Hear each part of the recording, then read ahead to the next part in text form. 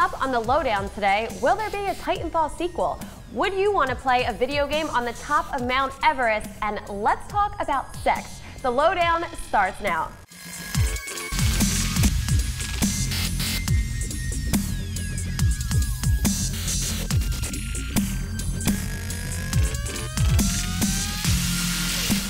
Hi everyone, I'm Elizabeth Panners with The Grid Gaming, bringing you the Lowdown today.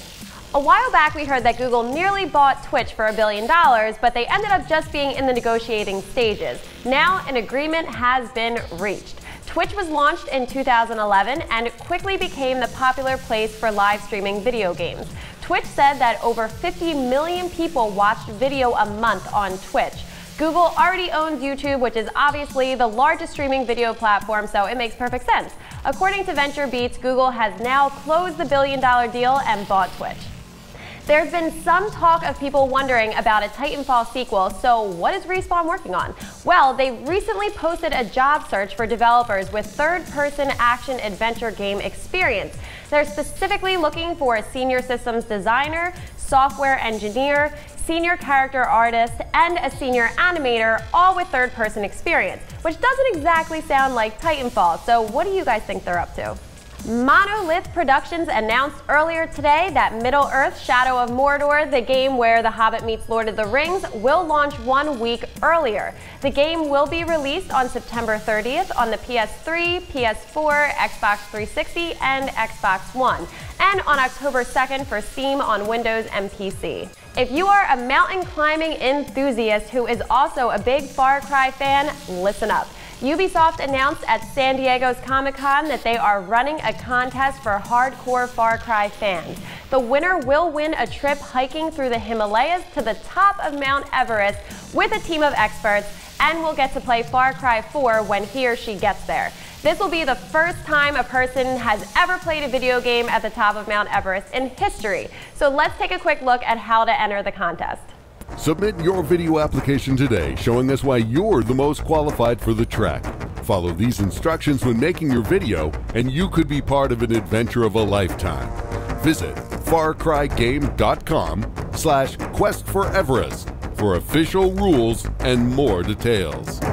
You heard the man. If you're interested, make a video, then email it in, and make sure to follow all of the official details so that your video can be considered at farcrygame.com/questforeverest. All right, Aaron's here, and he is going to give you a quick look at what he'll be talking about with you guys later on. So go ahead, Aaron. Thanks, Elizabeth. Now, all you Steam fans out there, including myself, have you guys been excited about the new Steam controller? Well, they updated again, and was it for the better? You guys will have to wait and see. I don't really know how I feel about it either. Also, Destiny beta. Everybody's excited. Everybody's been trying to get access codes and free beta, but maybe in luck this week. All right, guys, that's it from me. So for now, we're going to go back to Elizabeth. Thanks, Aaron. I always love anything with education and gaming, so this story captured my attention. EA founder Trip Hawkins announced an expansion to his educational gaming company, If You Can, on Thursday.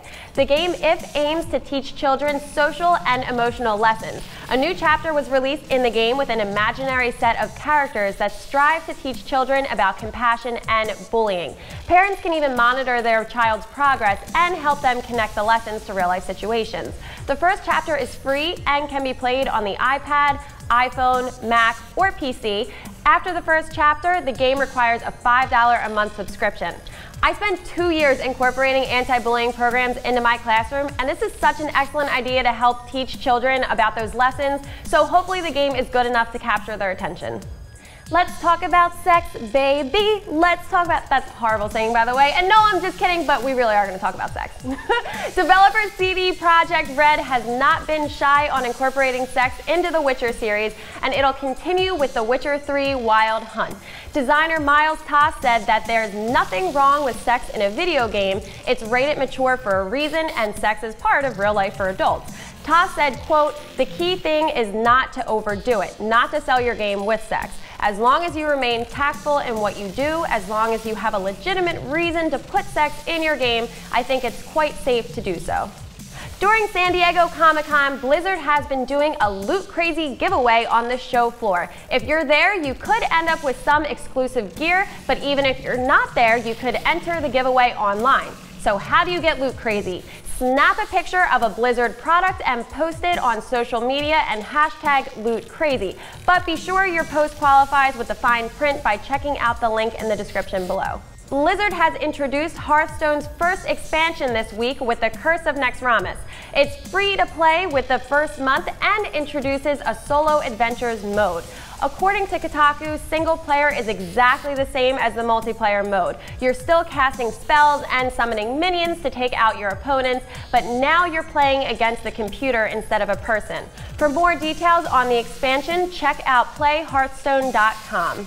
Thanks so much for joining me. I'm Elizabeth Panners with The Grid Gaming. You can find me on Twitter and Instagram @GridElizabeth and also on Facebook @Elizabeth Panners. And let me know what your favorite story was. My favorite one today was about Mount Everest. I'm actually really into extreme fitness. I was a semi-finalist for the Stone Cold Steve Austin show. If you guys have seen it, it looks really hardcore, so I'm really glad that I pulled out of it. But let me know if you guys are into any of that crazy mountain climbing stuff. I love that stuff. And now to Aaron for some new updates from this week. What's up, everybody? I'm Aaron Stapish, and it's time for some updates. Yeah, that's excitement right there. Okay, so for the first updates, EA Sports UFC added 3 fighters in a free update for the Xbox One and PS4 this week.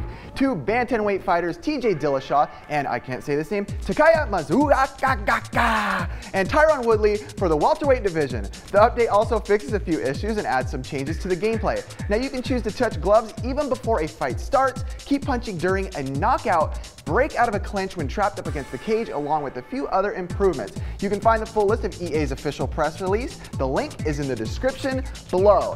And now for some PS4 stuff. The PS4 1.74 update came out on July 22nd this week and is available in the US, Europe, and Asia. It's a small update, only 194 megabytes. I like to call it bits, that was exciting. So it's a quick download. Some new features include copying video clips and screenshots from the PS4 system to a USB storage device, adjusting the brightness of the light bar on the DualShock 4 controller, and more.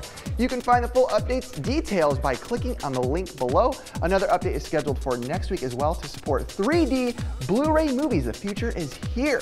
Now, for one that I think is pretty cool, have you guys played Destiny yet? Now is your chance. It is time to get your hands on what everybody is talking about. So after initially requiring a beta code for access to play Destiny, Bungie is actually now opening up Destiny beta to everyone, starting today at 4 p.m. Pacific Daylight Time. Have you guys even seen it yet? Have you guys seen gameplay? If not, no? No, you say you have not seen it? Now, let's take a look. Let's take a look right now.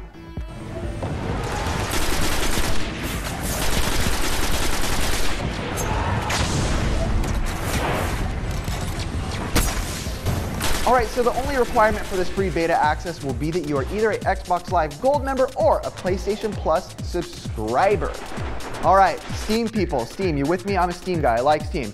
Valve has revealed a new version of its Steam controller that we first got to see last year. Now, it was kind of controversial with the weird little motion D-pads and the weird things, but whatever. But basically, what's the redesign look like? It's basically the same exact thing, you guys, but with the addition of an analog stick in the lower position of the left side of the controller. Now, I must admit, this analog seemed cool when I heard about it, but it's in a really weird position. It looks like it's an awkward way because it's kind of on the lower end of the controller.